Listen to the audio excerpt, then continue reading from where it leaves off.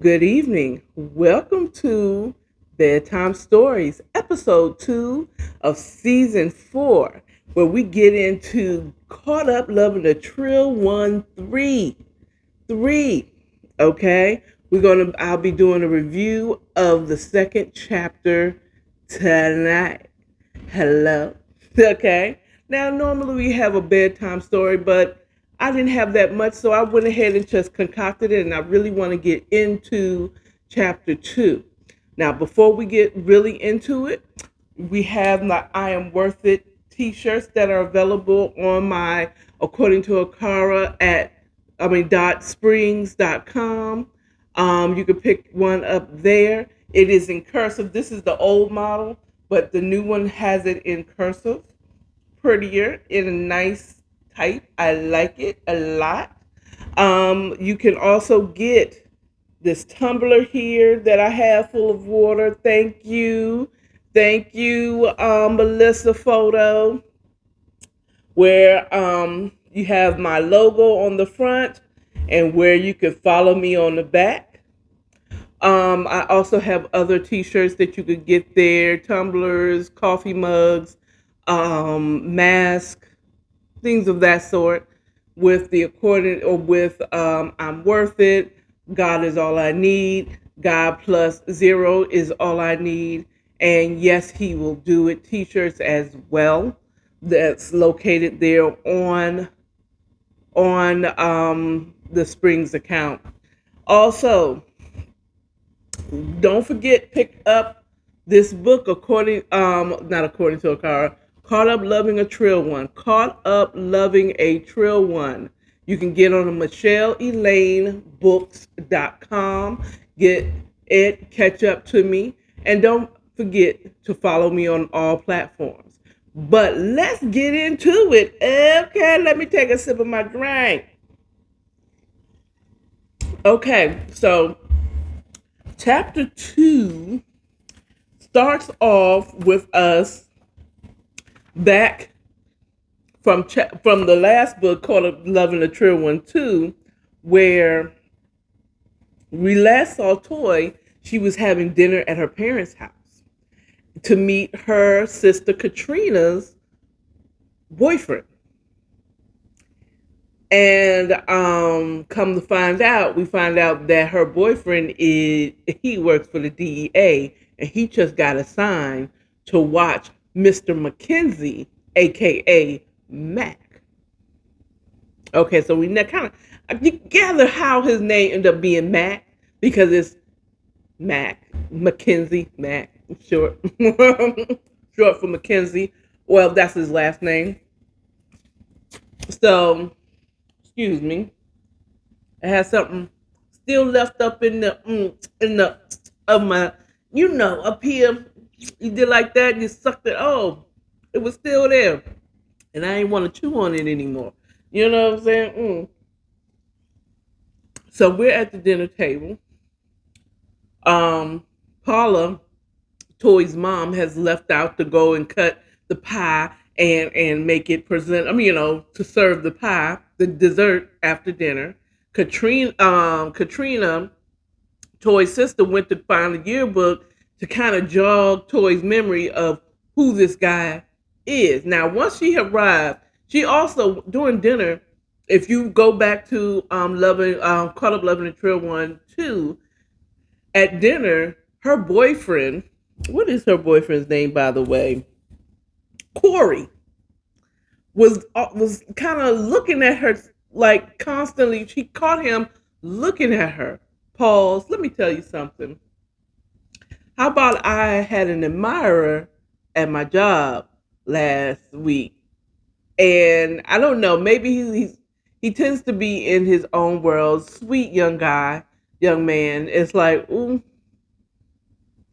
I said, I don't know. I just caught him staring at me. It's kind of weird. But, I mean, you can't help it. Look at all this chocolate, all this dark chocolate. Oh, look, this black chocolate. This black chocolate. You can't help it. You can't help it. Can't help it. Unless there's some pictures out there that's a little lewd. I ain't going to deny them unless they ugly. I said, that ain't me. And I know it's not me because it's ugly. You get it? Anyway, so I'm gonna try. So let's get back into the story. So she kind of noticed it. So once they kind of everybody kind of left them in at the table to talk, and he revealed the reason why he was constantly kind of staring at her, kind of looking at her all during dinner. It's because he's DEA and he just been assigned, and he had just taken someone had taken a picture of her going to Mac's house that time where she had to check him. It's like, you go keep coming at me, okay? And I'm gonna show you just how much of a trill one I am, okay? And so he's explaining. That's why I'm kind of looking at you. I didn't know your married name was Latoya Ford, like in Tyson. Like, okay. So, side note, um, when he said that, I think that if I was doing the movie, I would have directed the actor to that played Corey to say just this little snippet. She said, "I didn't know your married name was Latoya Ford. Ford,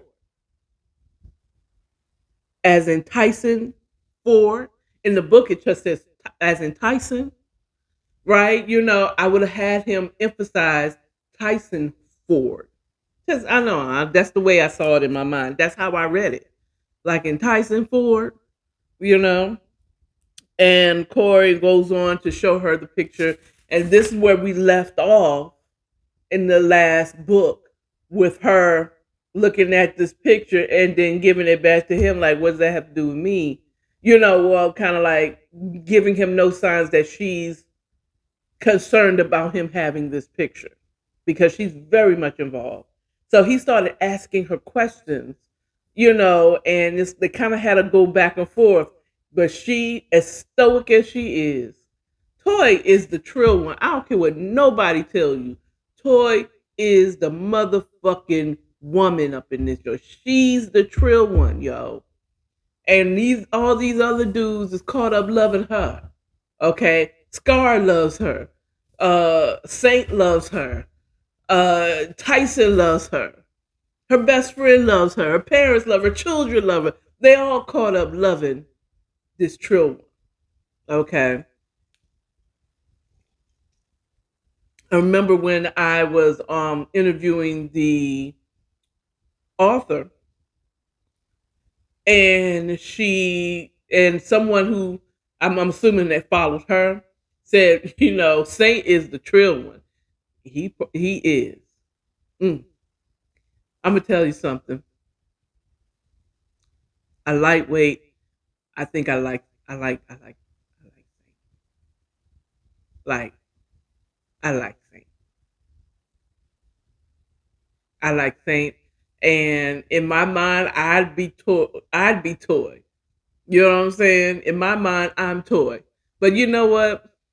I said the same thing about when I was reading Take All of Me. That Kara, that's me.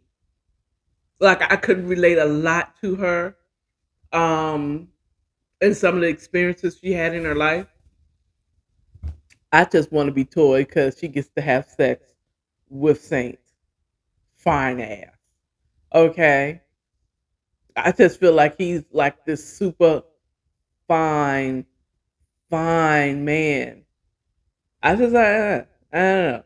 I said Michael Jai White, but you know, the author says that they have character, you know, they have like already pictured character, and she says that Saint is actually a lighter complected black guy, lighter than Jai White. I'm like, mm, I can. There's not an actor living that I can think of that would be Saint at this point. Maybe I don't know this brother here. He's a whole turn on for me. But anyway, I fantasize of you, Saint. He's a true one to our.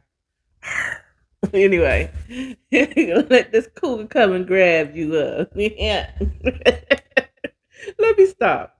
Okay, so we go on, and so they kind of have their going back and forth, and he's kind of like he's not sure if he's going to have a conflict of interest, but he is also lightweight, unofficially interrogating her. He's trying to see if she's flinching, any signs of her her doing anything. I want to say, let me see if I can find this part that I believe that Mac is the reason why Tyson was in jail. I feel like some way he snitched on him. Somehow it was something Mac did that got Tyson in jail. Okay. And Corey says something that kind of like, kind of support a little bit of what I was thinking.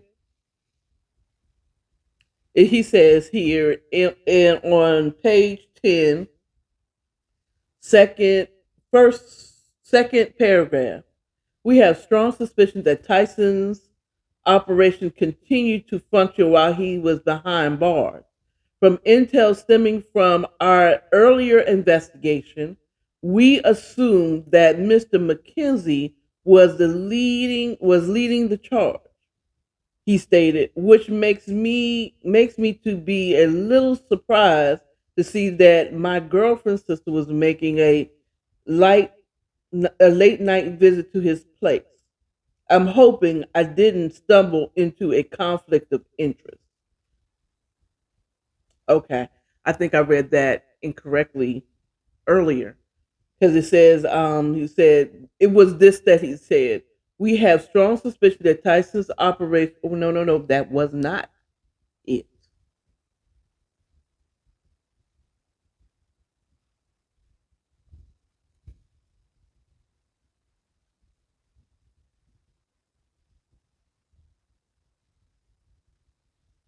This is what he said. Paragraph 4 on page 10. It says, once I recognized it was you, this is Corey speaking, I was going to advise you against hanging around with someone like that, someone who is obviously involved in the same things that almost can't cost your husband his freedom.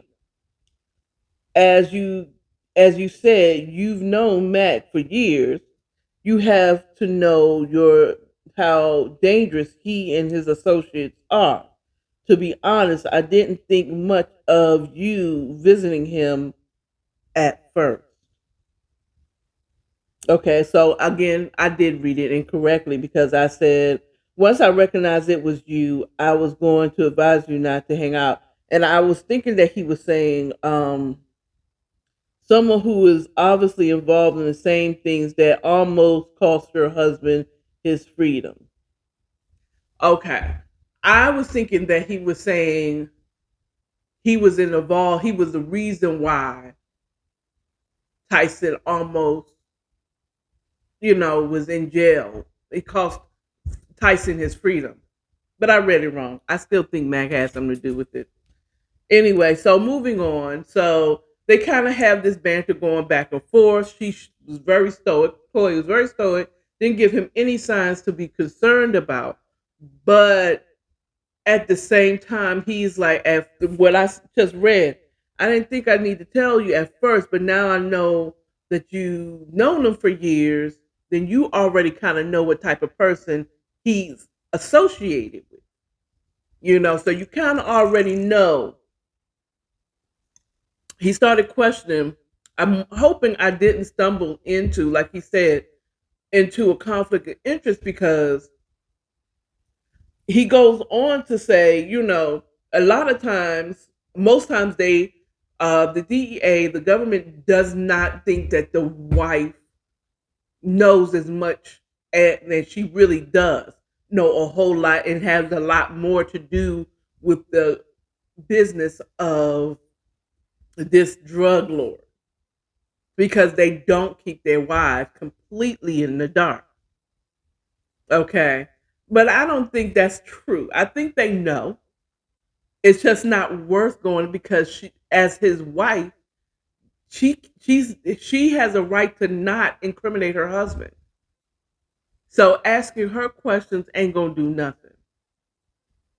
Okay, or even incriminate her. She's not gonna flip on her husband, and she can't. She doesn't have to at all unless she so choose to do it, and they would have to come to her. Um, so I understand what he's saying. It's like the government assumes that the wife doesn't know. That's bullshit. I think the government, especially DEA, as long as he got caught by federal. This is not the local ATL police. Okay, they have been watching him for years because he just slipped up, or someone then got caught up and said something. I'm just saying. So, Corey goes on to say, like, maybe you know a little bit more. I mean, I was going to warn you about the people that you're around, but you being the wife of a kingpin. Let me see if I can find. Okay, this is the fifth paragraph right after what I just read, and it says, "Toy took another sip of her tea, and now, this is after he said, I didn't think that you was involved at first. I didn't think nothing of you visiting him at first, and she took a sip of her tea,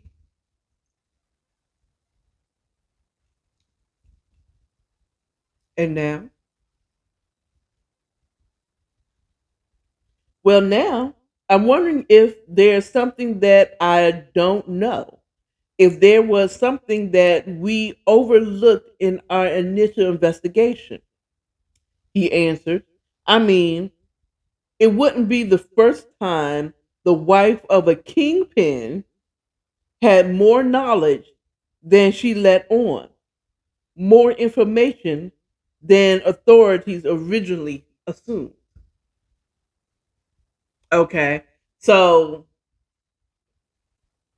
it was the kingpin reference. And she looked at him blankly like, blink, blink, blink, blink. Maybe you can't see it because I have my glasses on. Blink, blink. And then she said, she laughed. She wiped a tear from her eye from the laughter. And she said, oh, oh, Lord. And she laughed. I said, I'm not laughing at the fact of what you said. I'm laughing that you called my husband a kingpin. And I get it. I laughed out loud at first too. Like Kingpin, he might be a high level drug dealer, but Kingpin Tyson is not. Okay? Because if he was truly a kingpin, okay, they wouldn't have been trying to get him to flip on Scar. He is a major key that if he would have flipped, Scar would his whole thing would have went down. Okay? Tyson is just a pawn in Scar's. He's just a soldier in Scar's army. Okay, maybe even a lieutenant. No, no, he's not a lieutenant. Because Saint's a lieutenant. Maybe a sergeant. He might have some high rank, but he's just a high rank drug dealer. Let's keep that 100%. Now I know that Tyson believes that he didn't build up all this, and yes, he was running the Atlanta region, but he was just like maybe a district manager. He wasn't no regional manager. Okay, Kingpin? Nah, nah, nah. Tyson? No, Tyson was not a kingpin. Okay. So that's she started laughing about that, whatever. And she laughed loudly, purposely, so other people hear. So it's like they're having a funny hee hee conversation. And also possibly drawing people back into the room because they're still in there talking by himself. And he is lightweight interrogating her. So her sister, you can hear the click, click, clicking of her heels coming back towards the kitchen. Her looking through the yearbook trying to find this Corey dude from, to jog her sister's memory. Says, see here, she comes in. She puts this, says, see, here he is. This is him in the yearbook. And so Toy takes the book, looks at it, and it's just like, and she gets up and comes around the table and said, I guess that is you. You done grew it to your ears, She was, it's like, she just kind of made fun, but it's like, oh, he must have had some Will Smith ears. Do, do, do, do, do, do, do, satellites, satellites, satellites, satellites. So anyway, moving on. So, after having, he says, after, she got the pecan pie because Paula made the pecan pie. That is so Southern, but it's delicious. Delicious. Delicious, I say, especially when I make it. Anyway, moving on. So, so So she, he eventually gets up and says, I'm going to take my pie and go into the family room with Mr. whatever, Mr. Hamilton. I guess that's the name. And he says, okay. She's like, all right, we'll take my husband's slice of pie in there with you. He's like, okay. So he disappears. So, and Toy and the mom, Paula and Katrina, mom and the two daughters are still sitting at the table talking, reminiscing, hanging out, whatever. After an hour passes, Corey decides to go ahead and leave. And then about 30 minutes pass. So does so does Toy. Started about 30 minutes afterwards. She gathers the girls to go home because they do have to go to school the next morning because this is a Sunday. They had Sunday dinner. And so, but before she leaves, she gets up from the table, goes to the half bath, turns on the fan and calls Saint and tells him the whole lowdown of what's going on. Now, to me, I think that this is a key for her to get out of the game because she's too risky. Now, we're going to find out if Scar is going to still keep her in the game. This her key out of the game. It's like my sister is dating a DEA agent that is looking into us. And if he catches on that I'm into it, down goes Frazier. Okay. So she tells Saint about it. He said, well, I'm gonna have to talk to Scar and see if he has some people to confirm what this Corey guy is talking about. Okay. And to see if they really looking into it. And that'd be some dirty dust if he does have people in the DEA and he still wants her to, you know what I'm saying? Which would explain the reason why he want him in Alabama, because it's like obvious. It's without prejudice. As I explained in the last one, to dismiss a case without prejudice means that they can always bring this case back up. As long as it's within its statute of limitations, they can always bring this back up with new information and retry it, and it would not be considered double jeopardy. But moving on. Moving on.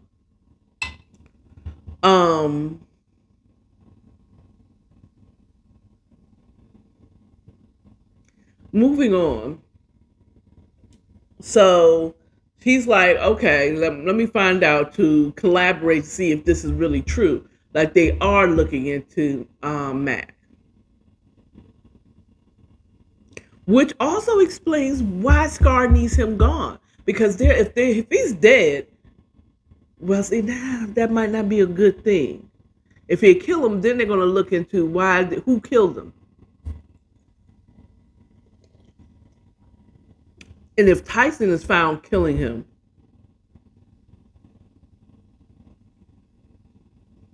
it can kind of get him in more trouble. So that means he would definitely have to do something really slick.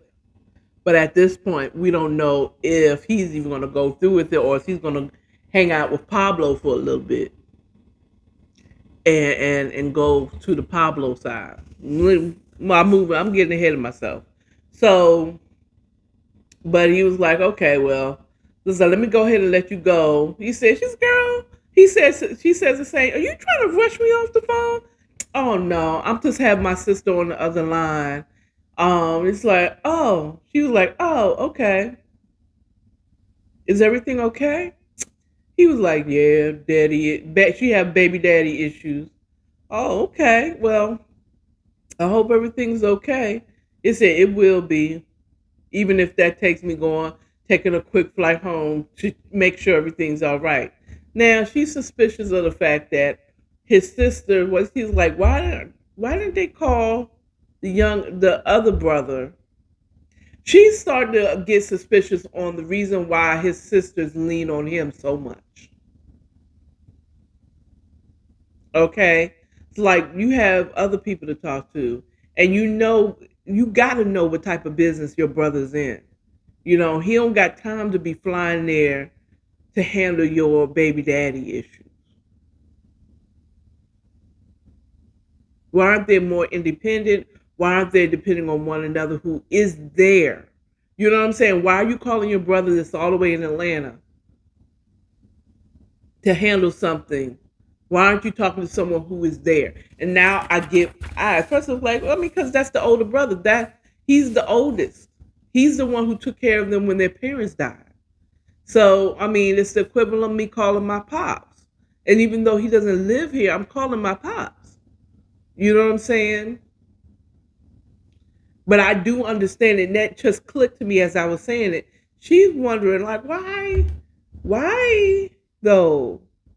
Are y'all so heavily relying on him? Okay, I have a few more minutes before I close out. So the chapter ends with her and her sister talking at a truck. And she was like, her sister Katrina was like, what's up with you? There's something different about you. You know, you were usually polite. You was a little rude to my man. And Toy was like, well, whatever. It would have been helpful if I'd have known that he was a DEA agent and what business my husband was in. And I know that my husband was in jail because I found out because he was still doing that business against what he told me for the last 5 years. So having him there, and this man is still my husband, legally still my husband, it's still going to make me uncomfortable. Her sister was like, hey, I didn't think it was going to be a problem because Tyson wasn't going to be there. I know y'all get, like, moms has already told sis about the whole situation. So, Toy, it's the whole thing. She mentioned to Katrina that the topic of Tyson did come up in the kitchen when they left. I think that was a major faux pas because now this is sparking her sister to think and want to investigate deeper. And she might ask, because she didn't say it's nothing, I got to get the girls to home. Don't worry about it. But now what's she going to do? She's going to go back and ask Corey, why did you bring up my sister's husband to her? Is there something? And then he's going to say, well, okay. Either he's going to say, which he should say, this is confidential. I can't discuss this with you. Okay. Or she's going to press him. She's going to press him, or she's going to give him the best sex of his life and feed him. And then he's just going to be weak and tell her, look, we saw your sister going to, oh, yeah, that's her children's godfather. She's going to collaborate that story. But why are y'all looking at him? Is he going to say, be honest with Katrina and say, I suspect your sister might know a little bit more and maybe even a little more involved, which is going to collaborate what Katrina always thought about Tyson, and that he was going to put her sister in a situation where she's going to be involved in something that she can't get out of, which would be true. Okay. So that concludes the bedtime story. That's where we left off with Toy leaving her parents' home and her sister in the driveway, determined to find out what's going on with her sister. This is looking more and more like power. I'm just saying. Now, oh, excuse me, got some eyes, clutching some eyes. If you enjoyed my review of Caught Up Loving a Trill 1-3, get the book on michelleelaine.com. The link will be in the description of my YouTube page. Follow me on all platforms according to Akara. I do morning chats Monday through Friday in the morning as I drive into work. I do Single Sage and Satisfied on Wednesdays at 8 o'clock. Show up, be there, or be square. And that's it. You all have a wonderful evening. Remember, love yourself, love your neighbor, and stay authentic. You all have a wonderful evening. Good night.